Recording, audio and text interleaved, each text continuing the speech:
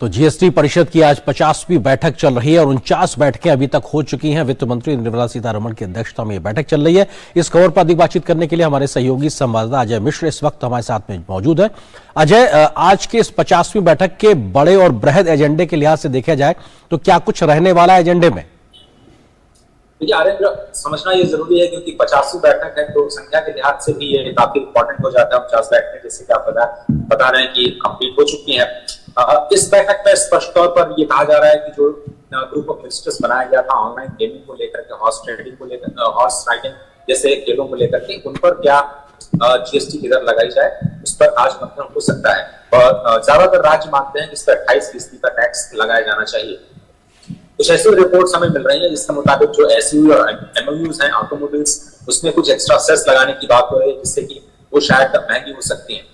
आगे जाते हुए जो ट्राइब्यूनल की व्यवस्था 49वें परिषद की बैठक में की गई थी, उसका कामकाज कैसे किया जाएगा और जीएसटी को लेकर अगर कोई गतिरोध उत्पन्न होता है केंद्र और राज्यों के बीच में या फिर राज्यों के बीच में, उसके निपटारे के लिए क्या व्यवस्था की जाएगी, जिसकी व्यवस्था 49वें बैठक में की गई थी। हो सकता है उसकी एक रूपरेखा 50वीं बैठक में थोड़ा सा और स्पष्ट निकल करके आए।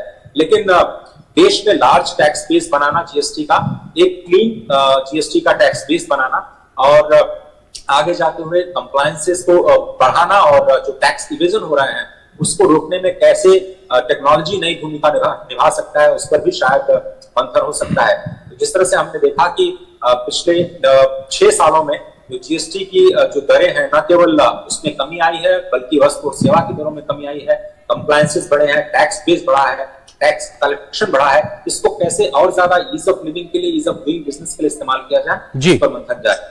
अजय, अगर इन 6 वर्षों में देखा जाए तो अपने आप में कोऑपरेटिव फेडरलिज्म के लिहाज से भी एक अनूठा एक उदाहरण के तौर पर कहा जा सकता है जीएसटी परिषद की बैठकें और सहमति से फैसला लेना। लेकिन महत्वपूर्ण चीज ये भी है कि जिसका आपने जिक्र किया कि जीएसटी कलेक्शन लगातार बढ़ता जा रहा है और अगर हम देखें कि 1 लाख करोड़ रुपए से ज्यादा का जीएसटी कलेक्शन बीते लंबे समय से चला आ रहा है और राज्यों के जो तमाम भुगतान के मसले थे अब उसको भी फैसला लेने के बाद में उसको भी खत्म करने का पूरा फैसला हो चुका है। ये भी अपने आप में बेहद महत्वपूर्ण।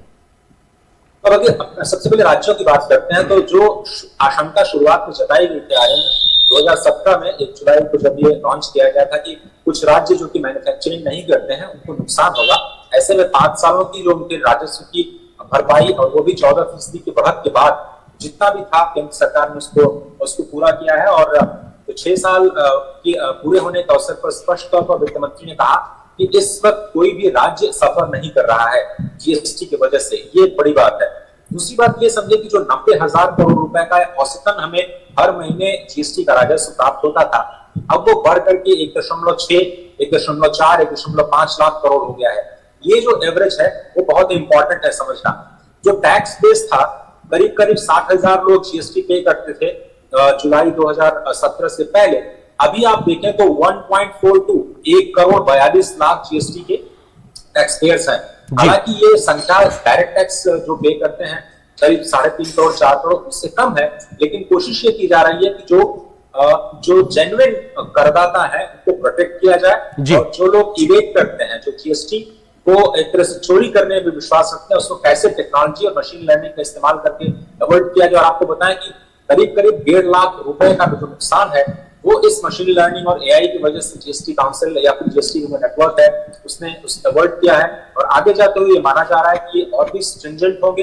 जो लोग टैक्स चोरी करते हैं उस पर सरकार और भी ज्यादा गंभीर और ठोस कदम उठाएगी और इस कंप्लायंस को और बेहतर बनाने की कोशिश होगी। बिल्कुल, इस महत्वपूर्ण 50वीं जीएसटी परिषद की बैठक पे आप नजर रखिए अजय। आगे भी हम आपसे अपडेट्स लेते रहेंगे। फिलहाल आपका बहुत शुक्रिया इस अपडेट के साथ हमारे साथ जुड़ने के लिए।